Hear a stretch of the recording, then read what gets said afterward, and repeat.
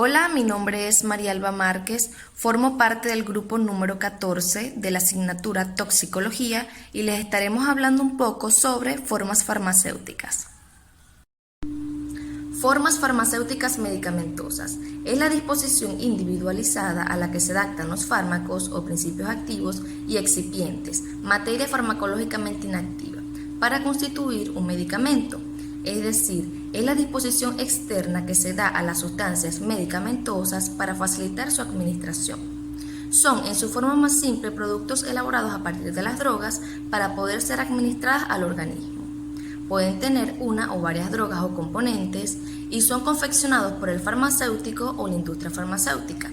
Cabe destacar que también se les conoce como preparados farmacéuticos, formas medicamentosas, formas farmacéuticas de dosificación y preparados.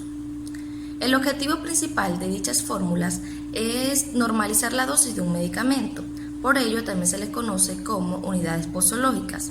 Al principio fueron elaboradas para establecer unidades que tuvieran una dosis fija de un medicamento respectivo, con el que se pudiera tratar una determinada patología. Su importancia radica en que determina la eficacia del medicamento, ya sea liberando el principio activo de manera lenta o en su lugar de mayor eficiencia en el tejido blanco.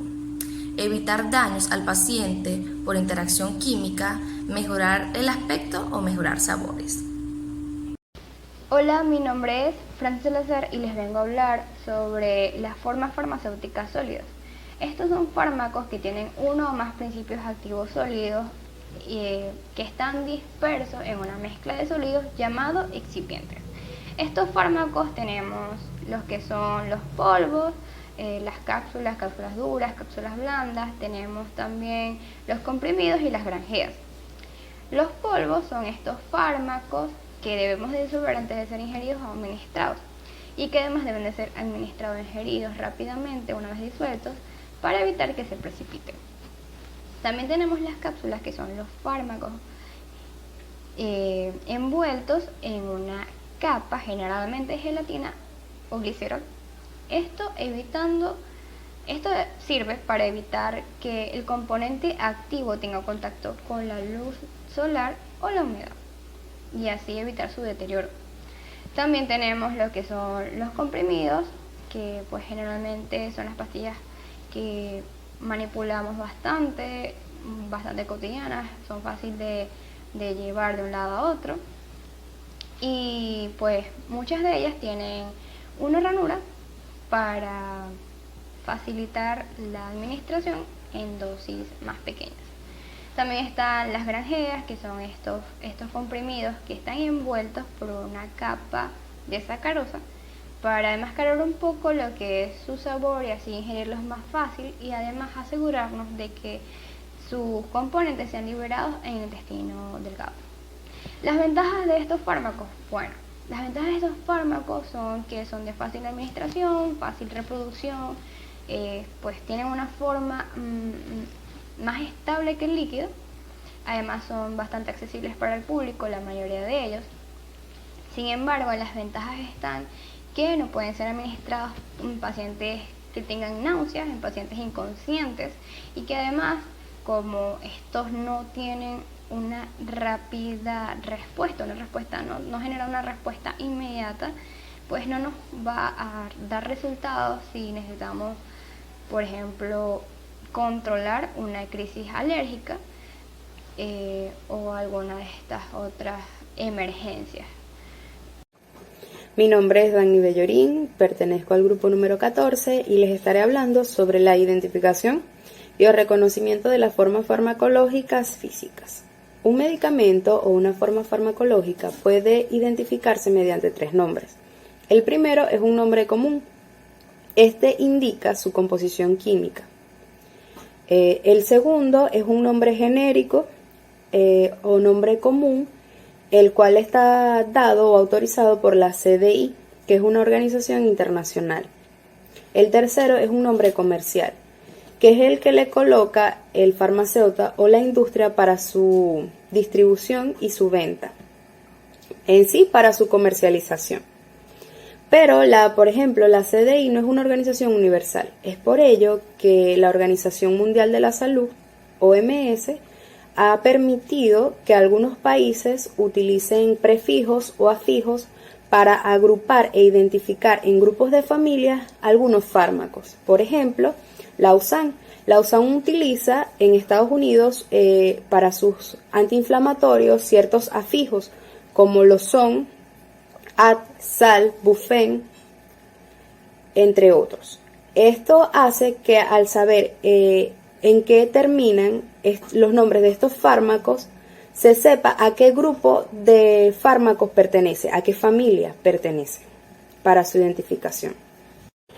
Se reconocen principalmente los siguientes sistemas sólidos: cápsulas, grajeas, comprimidos, tabletas, píldoras, polvos y ionizantes. ¿Qué pasa? Algunos sistemas sólidos, a pesar de poseer el mismo excipiente, se le agrega a su fórmula componentes especiales que ayudan a una mejor liberación y a una estabilización. Tal es el caso de los comprimidos, que se diferencian o se reconocen por su recubierta. Existen los comprimidos no recubiertos. Estos solamente poseen el fármaco y un excipiente. También están los de cubiertas o capas múltiples. Este consiste en varias compresiones del fármaco que van a hacer que tengan diferentes velocidades de liberación del mismo. También podemos mencionar las grajeas o comprimidos recubiertos. Estos poseen una cubierta de azúcar o de cualquier otro polímero que va a hacer que el fármaco se libere directamente en el estómago. A diferencia de los comprimidos con cubiertas entéricas. Esta cubierta es especial para que no se deshaga en el estómago, sino que pase al intestino delgado. Es en el intestino delgado donde su cubierta se va a deshacer y va a liberar el fármaco. Esto se hace para que el fármaco no se deteriore con los jugos gástricos en el estómago o el fármaco no perjudique a los jugos gástricos. También se evita con esto, al igual que en las grajeas, sabores desagradables, olores desagradables del fármaco. Cápsulas. Las cápsulas son preparaciones de consistencia sólida que por lo general están formadas por un receptáculo. Este receptáculo o las paredes de este receptáculo están hechas de una gelatina, puede ser sorbitol o glicerol. El tamaño y la capacidad varían dependiendo de la cápsula. Las cápsulas están diseñadas principalmente para ser administradas por la vía oral. Los tipos de cápsulas son: cápsulas duras. Están formadas por una caja y una tapa. Ellas suelen encajar, o sea, son dos receptáculos, son dos piezas. Las cápsulas blandas o perladas. Estas suelen ser blandas. Normalmente ellas almacenan los líquidos oleosos, como es el caso de las vitaminas. Suelen ser una sola pieza, es decir, las cápsulas blandas o perladas son una sola pieza. Están también las cápsulas con resistencias gastrointestinales. Estas cápsulas poseen una capa que va a resistir a los jugos gastrointestinales para evitar que el fármaco se deteriore o que se deterioren los jugos gástricos, como lo explicamos en el caso de los comprimidos. Por lo general, estos van a tener en su interior un polvo o una especie de gránulos que contienen el principio activo. Las píldoras. Las píldoras son preparaciones sólidas, esféricas, compuestas por uno o más principios activos. Estas quedaron desplazadas por los comprimidos y las cápsulas. Generalmente se encuentran en un frasco desnudas al vacío y sus componentes se fijan en una masa sólida. Las píldoras, están destinadas a ser deglutidas completa e íntegramente. Las tabletas son pastillas para desleír completamente en la cavidad bucal. Se diferencian de las píldoras por su tamaño y de los comprimidos por la forma en la cual se elaboran. Están constituidas principalmente por la glucosa y sacarosa, uno o más aglutinantes y uno o más principios activos. Los liofilizados son preparaciones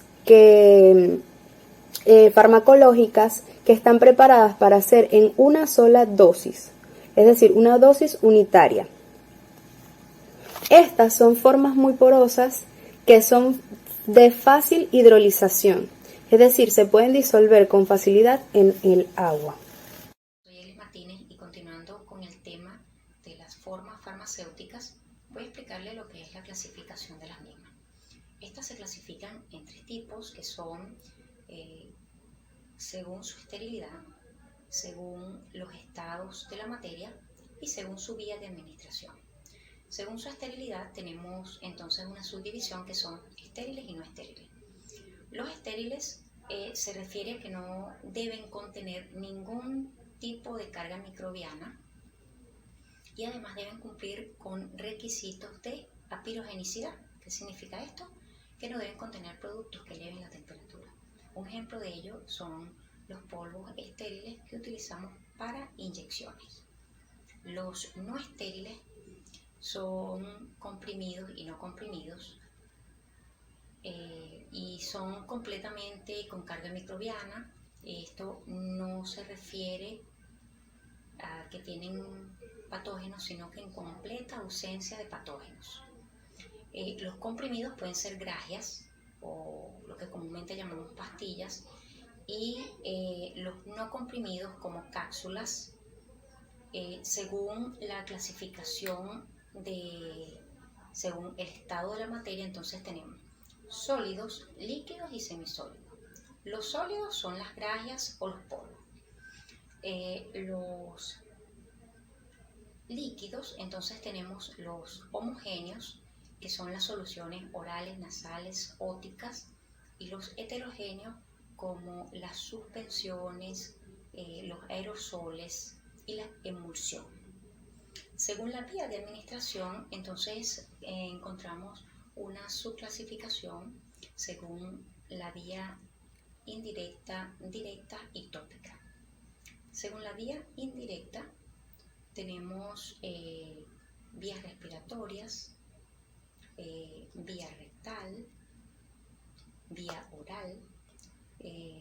Según la vía tópica, entonces tenemos vía nasal, vía ótica, vía oftálmica y vía vaginal. Según las vías directas, entonces tenemos intramuscular, intravenosa y subcutánea. ¿Cuál es la importancia entonces de nosotros conocer la clasificación de estas formas farmacéuticas? La importancia viene dada a que según la clasificación, según sus formas, entonces estos fármacos cambian su principio activo, cambian su vía de administración y cambian su manera de ser absorbida.